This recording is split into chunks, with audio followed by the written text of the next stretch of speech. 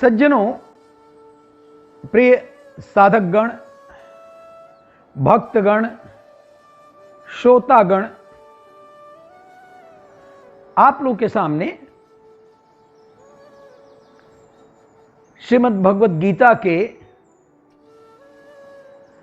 तीसरे अध्याय का जो कर्म योग है, उसके 2 खंडों में मेरी वार्ता पूरी हो चुकी है। ये तीसरा क्रम रहेगा।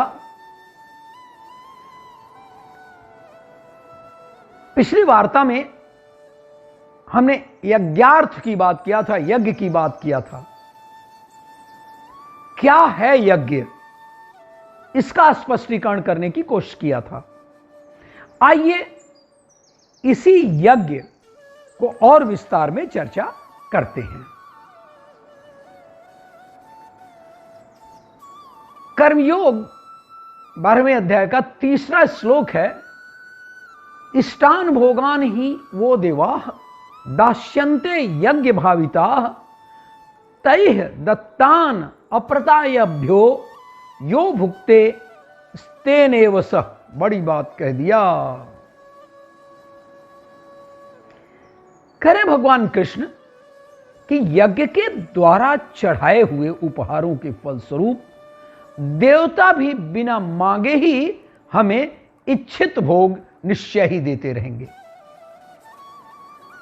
कल चर्चा किया था ना कि उसके बाद से उसमें जैसे भोजन है तो उसका कुछ हिस्सा निकाल करके दे देते हैं, या यज्ञ हम करते हैं ईश्वर को प्रसन्न करने के लिए, ये मानते हुए कि जो हमें प्रिय है वही हम उनको देते हैं। तो इस तरह से जब हम देवता को उपहार चढ़ाते हैं तो फलस्वरूप वे भी हमें इच्छित भोग दे देते हैं। किंतु उन देवताओं के द्वारा दिए हुए भोगों को जो पुरुष उनको बिना दिए स्वयं भोगता है, मतलब यह कि वो दिया उन्होंने और उसके बाद से हमने उसको उनको नहीं यज्ञ अर्थ दिया, उनको नहीं उपहार के रूप में दिया, तो होता क्या है कि वह कहते भगवान वह अकृतज्ञ है। सच तो यह है कि मैं उस कड़वे शब्द को नहीं बोलना चाहता, वो है स्तेनेव सह, वह चोर है। लेकिन यहां ज्यादा अच्छा है अकृतज्ञ है, अनग्रेटफुल है वो। तो 12वें श्लोक में कहते हैं कि यज्ञ से संतुष्ट देवता तुम्हें वांछित भोग देंगे। तात्पर्य ये कि जो भी भोग हमें प्राप्त होता है वह सूक्ष्म शक्तियों की कृपा से ही होता है। हम ये ना सोचें कि कहां पर भगवान दिख रहे हैं, वो सूक्ष्म शक्तियां हैं और उनके कृपा से ही जो हम जीवन में पाते हैं वो उसी कृपा का फल है। अतः हमारा कर्तव्य क्या हुआ है, हम प्राप्त भोगों का अग्रभाग पहले ही देवताओं के लिए निकाल दें और फिर हम स्वयं लें। हम लोग बचपन में कपड़ा वगैरह जब नया आता था तो हम भगवान के यहां चढ़ाते थे, ये मान करके कि ये आप ही का है, आपको अर्पित है। भगवान को क्या कमी है, ऐसा थोड़ा कि वो कपड़ा अपने पास रख लेंगे। लेकिन यह भगवान के प्रति एक भाव है। तो यदि ऐसा हम नहीं करते हैं तो भगवान का कहना है स्तेनेव सह, वह चोर है, मतलब वह अकृतज्ञ है। वस्तुतः स्तेन अर्थात चोर इस मामले में आया है जो दूसरे की वस्तु बिना बतलाए, बिना उसकी सूचना के ले लेता है। तो यहां पर अकृतज्ञ शब्द का प्रयोग ज्यादा उचित होगा। व्यक्ति जिनसे भोग प्राप्त करता है, आखिरकार भोग मतलब ईश्वर का ही है ना, तो चाहिए ना हमें उनको प्रदान करना। अप्रतायाभ्यो कहते हैं, तो कृतज्ञता कहती है कि पहले उनका स्मरण करें, उनका भाग आदर पूर्वक हम उनको समर्पित करें। यदि नहीं हम करते हैं तो अकृतज्ञ कहलाएंगे कि नहीं।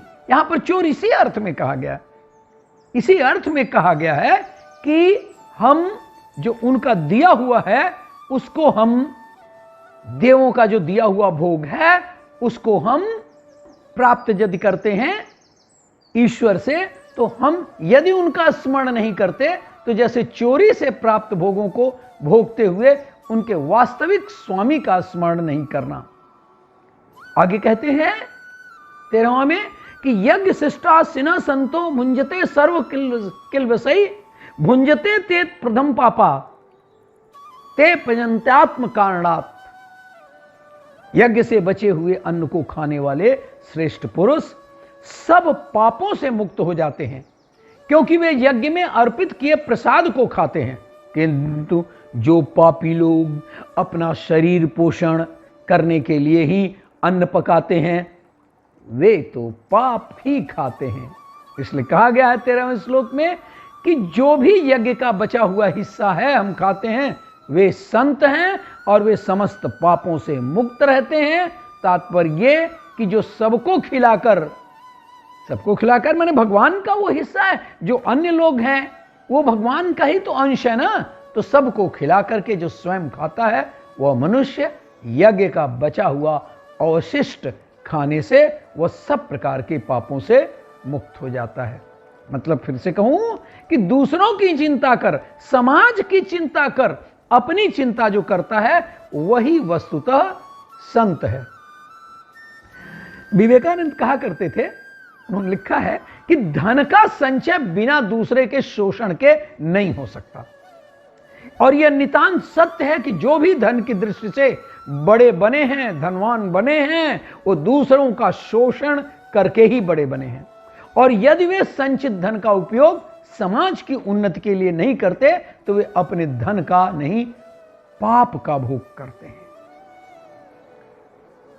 कहते हैं आगे, अन्नाद भवति भूतानि पर्जन्यात अन्न संभव यज्ञात भवति पर्जन्यो यज्ञ कर्म समुद्भव कर्म ब्रह्म उद्भवम विद्धि ब्रह्माक्षरम समुद्भवम तस्मात् सर्वगतम ब्रह्म नित्य यज्ञ प्रतिष्ठितम। संपूर्ण प्राणी अन्न से उत्पन्न होते हैं, है?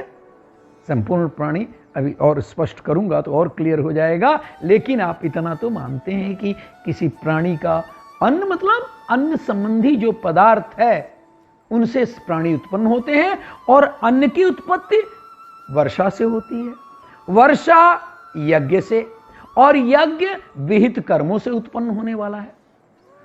तो कर्म समुदाय को, हे अर्जुन, तू वेद से उत्पन्न और वेद को अविनाशी परमात्मा से उत्पन्न हुआ समझ, और इससे प्रकट है कि सर्वव्यापी परम अक्षर परम परमात्मा ब्रह्म सदा ही यज्ञ में प्रतिष्ठित है। और फिर कहते हैं, एवं प्रवर्तितम चक्रम नानुवर्तति यह अधायु इंद्रिया रामो मोघम पार्थ सजीवती। हे पार्थ, जो पुरुष इस श्लोक में इस प्रकार परंपरा से प्रचलित सृष्टि चक्र के अनुकूल नहीं बरतता, अर्थात अपने कर्तव्य का पालन नहीं करता, वह इंद्रियों के द्वारा भोगों में रमण करने वाला पापायु पुरुष व्यर्थ ही जीता है, उसका जीना व्यर्थ है। तो जरा 14 से 16 श्लोक को थोड़ा और विस्तार से समझा दूं। 14वें श्लोक में कहा गया है, अन्नाद भवति भूतानि, ऐसा कहा गया ना, तो अन्न से प्राणी होते हैं। अब यदि कोई प्राणी अन्न न खाए तो वह जीवित नहीं रह सकता। फल मूल दूध ये सब अन्न के ही अंतर्गत आते हैं। अन्न से रस, रस से खून, खून से मांस, अस्थि, मज्जा इत्यादि सब इसी क्रम में, और अंत में वीर्य पैदा होता है, और इस वीर्य से प्राणी उत्पन्न होता है। तो इस प्रकार अन्न से प्राणियों का उत्पन्न होना स्पष्ट है, सिद्ध है। यह भी कहा गया है कि अन्न मेघ से उत्पन्न होता है, पर्जन्यात अन्न संभव। मेघ जब बरसता है तो उससे अन्न आदि उत्पन्न होते हैं, और यह तो स्वयं सिद्ध है। फिर बताया गया कि मेघ यज्ञ से होता है, यज्ञ में विधि पूर्वक दी हुई आहुति सूर्य तक पहुंचती है, और सूर्य से वृष्टि होती है, वृष्टि से अन्न होता है, अन्न से प्रजा उत्पन्न होती है। यज्ञ कर्म से उत्पन्न होता है। आखिरकार यज्ञ जब करेंगे तो कर्म करेंगे ना, तो यह तो यूं ही समझा जा सकता है कि यजमान के कर्म ही यज्ञ को संपन्न करते हैं। ब्रह्म का अर्थ यहां पर वेद से लिया गया है, क्योंकि ब्रह्म को चारों वेदों का उद्घाटक माना गया है और वेदों में निरूपण है कि किस देवता की प्रसन्नता के लिए कौन से कर्म करना चाहिए। मैं यहां पर बहुत विस्तार से नहीं जा रहा हूं, अन्यथा जब वेद के जो 4 जो भाग हुए थे उसमें कर्म को प्रधानता दिया हुआ एक भाग है, तो वेद हमें कर्म का निर्देश देते हैं। यानी यज्ञ का ज्ञान हम किसे पाते हैं?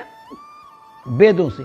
यह वेद अक्षर से, अक्षर मतलब जिसका क्षरण न हुआ, अर्थात परमात्मा से, और परमात्मा ही वेदों के ज्ञान को प्रकाशित करते हैं।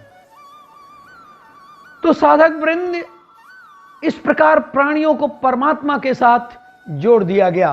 परमात्मा से वेद, वेद से कर्म, कर्म से यज्ञ, यज्ञ से वर्षा, वर्षा से अन्न और अन्न से प्राणी।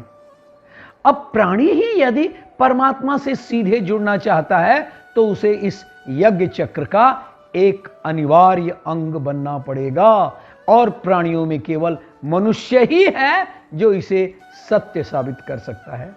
इसलिए भगवान कृष्ण का आह्वान मिलता है कि अपना कर्म यज्ञ पूरा करो।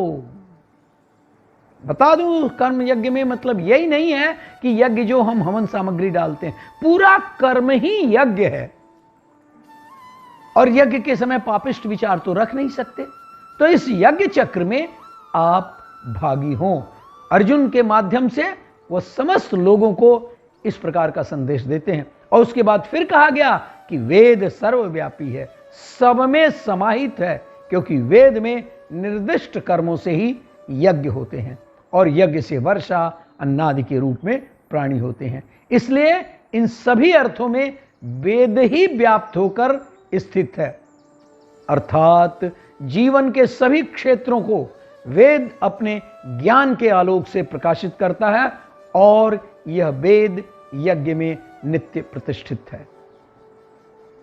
16वें श्लोक में बताया गया कि जो इस संसार चक्र को चलाने वाले यज्ञ का अनुष्ठान नहीं करता, अर्थात जो केवल अपने लिए जीता है और समाज के हित का उसे कोई चिंता नहीं, कोई ध्यान नहीं, ऐसा व्यक्ति पापी है। उसका जीवन केवल इंद्रिय सुखों का जीवन है, वह पशु से किसी प्रकार भी अच्छा नहीं, क्योंकि पशु भी तो इंद्रिय सुख प्राप्त करते हैं, और ऐसे व्यक्ति को मनुष्य जन्म पाना व्यर्थ है। यदि मनुष्य को अपने जन्म को सार्थक करना है तो वह यज्ञ कर्म करे, अपने जीवन की क्रियाओं को यज्ञ भावना से करता रहे। इसे कर्म का बंधन उस पर नहीं चिपकेगा, उस पर नहीं लगेगा। अर्जुन के लिए निर्देश यही है कि वह अपना स्वभाव प्राप्त युद्ध कर्म यज्ञ मान करके करे। यहां स्पष्ट हो गया, अंततः वो सारी बातें अर्जुन को लक्ष्य करके कहते हैं कि तुम युद्ध कर्म यज्ञ मान करके करो, और ऐसा सोचो कि यदि तुम युद्ध नहीं करोगे तो विश्व चक्र के चलने में बाधक बनोगे और इस प्रकार पाप का भागी बनोगे। यह श्लोक बहुत ही अनुकूल लगता है। अयम निजः परो वेत्ति गणना लघु चेतसाम उदार चरिता नाम तु वसुधैव कुटुंबकम। यह मेरा है, ये उसका, ऐसे सोच संकुचित चित्त वाले व्यक्तियों की होती है। इसके विपरीत उदार चरित्र वाले क्या करते हैं? लोगों के लिए तो संपूर्ण धरती ही एक परिवार जैसी है।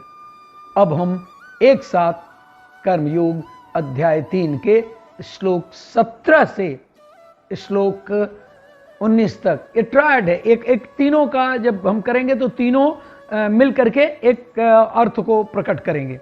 तो मैं चलता हूं, श्लोक 19 को पढ़ता हूं। यह तो आत्मरति एव स्यात् आत्मतृप्तः च मानवः आत्मन एव च संतुष्टः तस्य कार्यम न विद्यते। परंतु जो मनुष्य आत्मा में ही रमण करने वाला और आत्मा में ही तृप्त और आत्मा में ही संतुष्ट है, उसके लिए कोई कर्तव्य रहता नहीं। प्लीज आप इसको समझ लीजिए। यद्यपि इसका आगे जाकर के तिलक जी ने अपने भगवत गीता में और अन्य लोगों ने इसको जरा और स्पष्ट करके बताया है, लेकिन ये बताते हैं भगवान कि जो लोग अपने आत्मा में ही तृप्त है, आत्मा में ही संतुष्ट हैं। वे परम सन्यासी, परम योगी जो हिमालय की कंदराओं में रह करके, उनके लिए उन्होंने कहा इस किस्म का जो कर्म चक्र है वो आवश्यक नहीं है। फिर उसके बाद 18वां क्या है, नैव तस्य कृतेन अर्थ न कृतेन इह कश्चन न च अस्य सर्वभूतेषु कश्चित अर्थ व्यपाश्रयः। उस महापुरुष का इस विश्व में न तो कर्म करने से कोई प्रयोजन रहता है, न कर्मों को न करने से ही कोई प्रयोजन रहता है। कौन से लोग जो आत्मवान हो चुके हैं, जो समाज में नहीं रहते, तो कहते हैं कोई प्रयोजन उनका तो रहते नहीं, तथा संपूर्ण प्राणियों में भी इसका किंचन मात्र भी स्वार्थ का संबंध नहीं रहता। तो फिर आगे कहते हैं तस्मात् असक्तः सततम कार्य कर्म समाचर असक्तो ही आचरण कर्म परम आपनोति पुरुषः। इसलिए तू निरंतर आसक्ति से रहित होकर सदा कर्तव्य कर्म को भली भांति करता रह। वो जो वहां पर रहते हैं वहां तो कर्म होता ही नहीं। इसलिए अर्जुन, क्योंकि आसक्ति से रहित होकर तुम कर्म यहां भी कर सकते हो और मनुष्य परमात्मा, और ऐसा मनुष्य परमात्मा को प्राप्त हो जाता है। तो थोड़ा और स्पष्ट कर दूं, 17वें श्लोक में श्री कृष्ण कहते हैं ज्ञाननिष्ठ व्यक्ति के लिए कर्तव्य करने की कोई जरूरत नहीं। हमें समझ लेना चाहिए कि ज्ञाननिष्ठ के लक्षण क्या हैं। क्या है? हमारे यहां दुर्भाग्य से जिन्होंने संन्यास लिया, उन्होंने प्रमाद और तमोगुण के वशीभूत होकर के ऐसा किया। इसलिए संन्यास से जो तेज और प्रेरणा समाज को प्राप्त होनी चाहिए थी, नहीं हो सकी। तभी तो स्वामी विवेकानंद ने एक शंखनाद करते हुए एक समय यह कहा कि क्या तुम देखते नहीं कि सतोगुण की आड़ में देश धीरे धीरे तमोगुण के समुद्र में डूबता जा रहा है, जहां जन्म भर का आलसी वैराग्य के आवरण को अपने ऊपर डालना चाहता है, जहां क्रूर कर्म वाले तपस्या आदि का स्वांग भर करके निष्ठुरता को भी धर्म का अंग बनाते हैं, जहां अपनी कमजोरी के ऊपर किसी को भी दृष्टि नहीं है, किंतु प्रत्येक मनुष्य दूसरे के ऊपर दोषारोपण करने को तैयार है, वहां देश दिन ब दिन तमोगुण में डूब रहा है। और यह सिद्ध करने के लिए कि हमें क्या और कोई प्रमाण चाहिए, हम देख रहे हैं, हम अपने समाज में निहार रहे हैं, हमारे नित्य जीवन की बातें हैं, तो इसलिए और क्या प्रमाण चाहिए। जो भी स्वामी विवेकानंद ने कहा, ज्ञाननिष्ठ के क्या लक्षण, क्या लक्षण है। पहले तो बता दूं कि केवल मुख से कोई जाप करना, सोहम कहना, ब्रह्मास्मि कहना व्यक्ति की ज्ञान निष्ठा को प्रकट नहीं करता।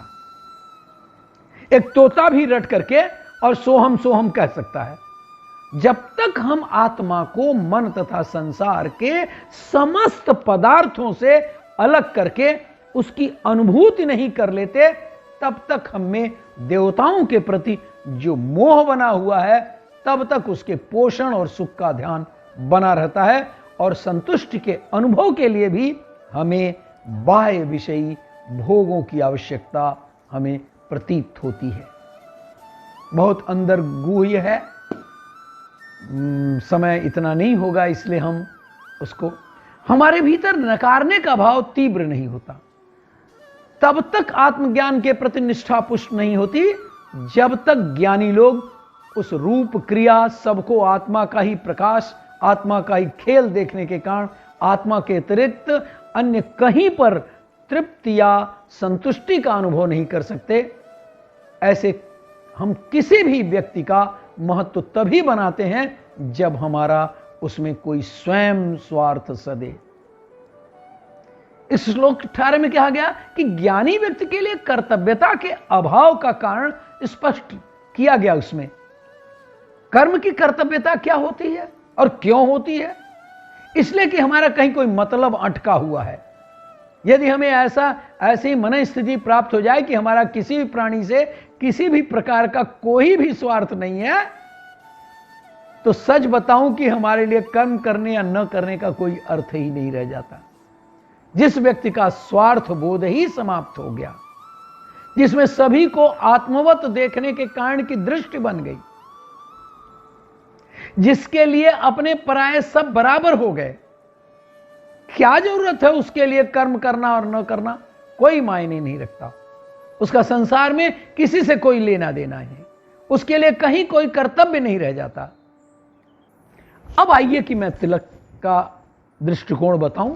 तिलक थोड़ा सा इससे इस अर्थ को अपने अलग ढंग से अपने विचार कहीं बोलते हैं। तिलक कहते हैं माना कि ज्ञानी के लिए कोई कर्तव्यता नहीं रह जाता, तथापि दूसरों के लिए उसे कर्म करना ही चाहिए।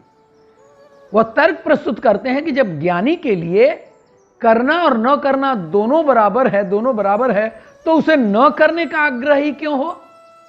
यदि वह कर्म करे तो क्या बुराई है? उससे उसका कुछ बिगड़ेगा तो नहीं, उल्टे वह जगत का कल्याण करेगा। उसे लोक संग्रह के लिए, लोकहित के लिए, अन्य लोगों को रास्ता दिखाने के लिए कर्म करना चाहिए। तो इन्होंने तिलक जी ने उसके बाद से उन्होंने कहा कि नहीं, ज्ञानी को कर्तव्य नहीं करना चाहिए, या करना न करना बराबर है तो उसको कर्म करना चाहिए। आचार्य शंकर ने 17वें और 18वें में इन लोगों को ज्ञान निष्ठा का ही प्रतिपादक माना है और बताया है कि आत्मावान ज्ञानी के लिए कर्तव्य करने का सर्वथा अभाव हो जाता है। उसके बाद वह 19वें श्लोक के साथ इन लोगों का संबंध बिठाने के लिए तस्मात् शब्द को महत्वपूर्ण मानते हैं।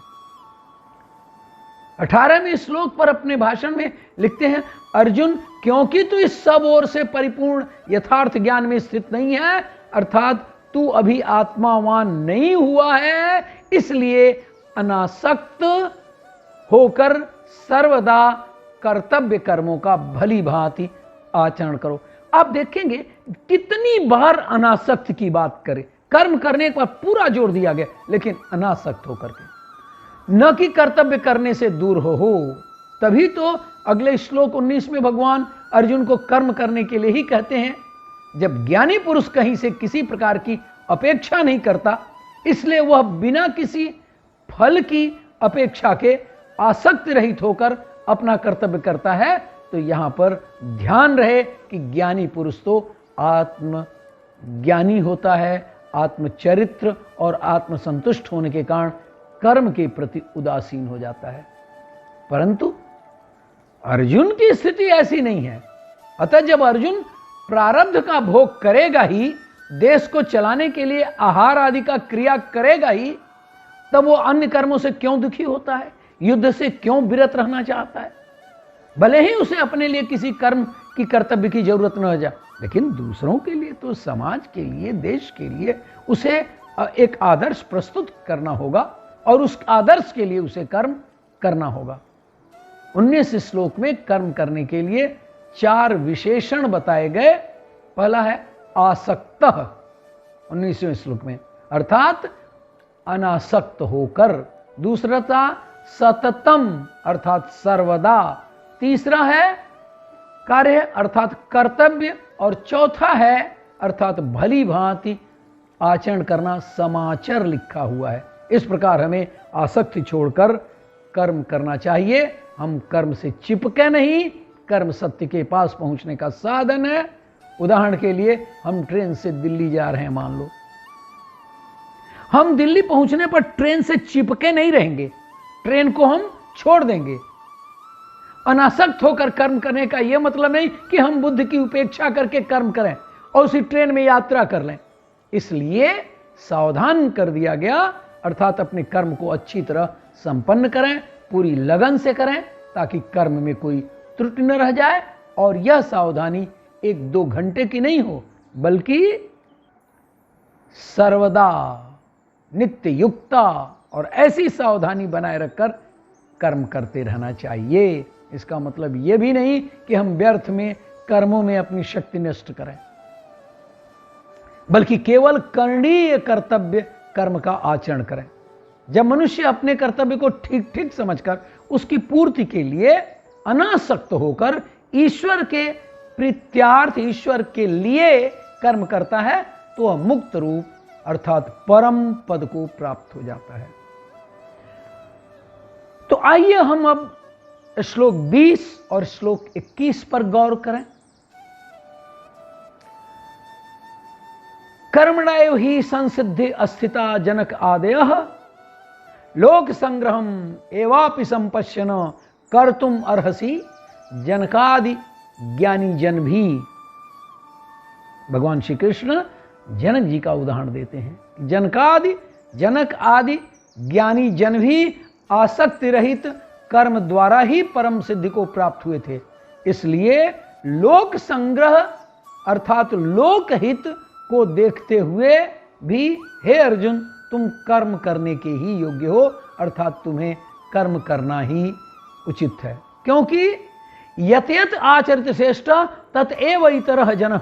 जब जब बड़े लोग कोई काम करते हैं तो अन्य लोग भी उसका अनुकरण करते हैं। स यत प्रमाणम कुरुते लोकः तत् अनुवर्तते। श्रेष्ठ पुरुष जो जो आचरण करता है अन्य पुरुष भी वैसा वैसा ही आचरण करता है। वह जो कुछ प्रमाणित कर देता है समस्त मनुष्य समुदाय उसके अनुसार अपना अनुकरण करने लगता है। तो प्रश्न उठता है कि अनासक्त होकर कर्म कैसे किया जाए। साधक वृंद पहले बताया जा चुका है कि आसक्ति दो प्रकार की होती है, कर्म की आसक्ति और फल की आसक्ति। जब तक हमारे पास हमारे भीतर कर्तापन है तब तक कर्म की आसक्ति बनी रहेगी और भोक्तापन के रहते फलासक्ति हमसे दूर नहीं हो सकती। यदि मनुष्य अपने को भगवान का यंत्र माने तो इससे कर्तापन का भाव दूर हो जाएगा, साथ ही भोक्तापन भी नष्ट हो जाएगा। जब ईश्वर का यंत्र यानी अपने को उनका टूल मान करके हम काम करने की बुद्धि अपने भीतर पैदा होगी तो फिर कर्म ऊपर से सांसारिक दिखते हुए भी सांसारिक नहीं रहेगा और तब हमारा अपनापन केवल परिवार और आत्मीय स्वजनों तक ही सीमित नहीं रहेगा, बल्कि यह समूचे समाज को अपने परिधि में समेटने लगेगा। जब भगवान ने अर्जुन से कहा कि अनासक्त होकर कर्म करो तो उसे यही संदेह हुआ होगा कि क्या अनासक्त होकर कोई काम किया जा सकता है। तो भगवान ने आगे कहा कि अनासक्त होकर के काम करने की से परम तत्व की प्राप्ति होती है। तो यह संशय भी अर्जुन के मन में उठा होगा कि कर्म से क्या मुक्ति मिल सकती है। उनके इन्हीं दोनों शंकाओं का निवारण करने के लिए भगवान कृष्ण राजा जनक का उदाहरण देते हैं। उनका तात्पर्य है कि देखो राजा जनक अनासक्त होकर के काम करते थे और कर्म से ही उनको सिद्धि मिली, वो परम सिद्ध माने गए। कहते हैं कि राजा जनक अनासक्त होकर के काम करते थे और उनके संबंध में कहा जाता है कि एक बार जब उन्हें सूचना दी गई कि राजप्रासाद में आग लग गई है, महल में आग लग गई है, तब उनके मुख से यह शब्द निकल पड़ा, मिथिलायाम प्रदग्ध्याम न मे दह्यति किंचित। मिथिलायाम प्रदग्ध्याम, अरे संपूर्ण मिथिला भी जल जाए तो मेरा क्या जला। ईश्वर को चिंता है, ईश्वर के है वो। तो वे नितांत महत्व जो वो ममत्व रहित थे। ज्ञानी जनक जी भी जब कर्म के द्वारा ही ज्ञान की इस सिद्धावस्था तक पहुंचे तब अर्जुन तू ही क्यों कर्म छोड़ना चाहता है, यही है भगवान का तात्पर्य। अब आगे बढ़ जाएंगे। मैं थोड़ा सा ईशोपनिषद के पहला मंत्र को हम समझें तो राजा जनक की बात समझ में आ जाएगी। ईशावास्यमिदं सर्वं यद किंचिन जगत्याम जगत तेन त्यक्तेन भुंजिता मां गृध कस्यस्विद धनम। अरे इस विश्व में जो कुछ भी है सब ईश्वर का है और ये जो दृश्यमान गतिशील वैयक्तिक जगत है वो सब का सब ईश्वर का एक आवास के लिए, सब ईश्वर के लिए है। हमारे पास जो भी है सब ईश्वर का है और इस सबके त्याग द्वारा तुझे इसका उपभोग करना चाहिए। भगवान श्री कृष्ण अर्जुन को कहते हैं किसी भी दूसरे की धन संपत्ति पर ललचाई दृष्टि मत डाल, अर्थात कर्म की आसक्ति से रहित होकर कर्म करो। तभी तो 16वें श्लोक में भगवान कहते हैं कि जगत की रक्षा के लिए यज्ञ चक्र आवश्यक है। हम बता चुके हैं, फिर उसको दोहरा रहे हैं कि जगत की रक्षा के लिए यज्ञ चक्र आवश्यक है। इसलिए कर्म करना चाहिए, ऐसा कर्म जो मनुष्य के लिए बंधनकारी नहीं होता। अब 20वें श्लोक के दूसरे लाइन में आता हूं। यहां पर कहते हैं कि लोक संग्रह अथवा लोक हित को देखते हुए मनुष्य को कर्म करना चाहिए। ऐसा कर्म भी उसके लिए बंधन का हेतु नहीं बनता। अतः यहां पर दो बातें भगवान श्री कृष्ण कहते हैं कर्म के संबंध में कहते हैं। एक तो कहते हैं यज्ञ चक्र के संबंध में, अर्थात यज्ञ के लिए काम करना चाहिए। वैसे ही लोक संग्रह अर्थात लोकहित के लिए भी कर्म करते रहना चाहिए। भले ही व्यक्ति ज्ञान लाभ करके आत्माराम बन गया हो, भले ही उसे अपने लिए कर्म करने की बाध्यता न हो, आ गई न तिलक की बात, फिर भी लोक संग्रह अर्थात लोकहित के लिए उसे कर्म अवश्य करना चाहिए। वास्तव में आज हमारा देश जो पतित हो गया है वो लोकहित की भावना के नष्ट हो जाने के कारण। सत्ता में व्यक्ति आ तो जाता है, राजनीतिक दांवपेच के कारण पद पर पहुंच जाता है, पर पद की मर्यादा रक्षा करना उसने नहीं सीखा, इसलिए वह अपने पद को भी कलंकित करता है, साथ ही समाज में अपने आचरण का विष भी बिखेर देता है। इसलिए श्रेष्ठ स्थान पर बैठ जाने से ही मनुष्य श्रेष्ठ नहीं होता, बल्कि जिसमें अपने कर्म का ज्ञान हो और आचरण भी, वही श्रेष्ठ है। और इस दृष्टि से जब हम श्रेष्ठ पदों पर बैठे हुए व्यक्तियों को देखते हैं तो कितनी निराशा होती है। सर्वत्र हम त्याग और चरित्र पतन की बात सुनते हैं, त्याग और चरित्र कहीं दिखाई नहीं देता। इसलिए निचले व्यक्ति भी अपने शीर्षस्थ व्यक्ति से अनुकरण करने के लिए उस विषय से विषाक्त हो जाते हैं। आज समाज और देश की यही कहानी है। कहां हैं ऐसे लोग जिन्हें समाज में मर्यादा स्थापित करने की चिंता हो, जो स्वयं अपने आचरण का आदर्श लोगों के समक्ष रखकर लोक संग्रह या लोकहित की भावना से युक्त हों? कहां हैं वे ऐसे लोग? जो कुछ ऐसे इन्हें गिने लोग हैं, उन्हीं के पुण्य के बल पर आज समाज टिका हुआ है और कुछ मर्यादा बनी हुई है। तो भगवान श्री कृष्ण अर्जुन से यही कहते हैं कि अर्जुन, भले ही तुझे अपने लिए कर्म करने की आवश्यकता न हो, तुम चले जाना चाहते हो तो जा सकते थे, लेकिन तू लोक संग्रह के लिए अर्थात लोकहित के लिए तो कर्म कर। लोग तुमसे सीखें, धर्म की रक्षा के लिए युद्ध कैसे किया जाता है ये तुमसे सीखें। भले ही संबंधी और मित्रजन शत्रु का पक्ष लेकर के युद्ध भूमि पर खड़े हों, फिर भी विश्व को दिखा दे कि अधर्म का साथ देने वाले लोग अधर्मी के समान ही दंडनीय हैं। भगवान स्वयं अपना उदाहरण देते हैं। वो कहते हैं तुम उदाहरण खोजने और कहां जाओगे? देख, मैं तेरे सामने खड़ा हूं, मुझे इस जगत में कर्म करने की कोई आवश्यकता नहीं, तो भी अनवरत कर्म में लगा हुआ हूं ना, केवल लोक संग्रह या लोकहित के लिए। हमें पार्थास्ति कर्तव्यम त्रिशलोकेषु किंचन न अनावप्तम अवाप्त्यम वर्त एव च कर्मणि। 22वां श्लोक है।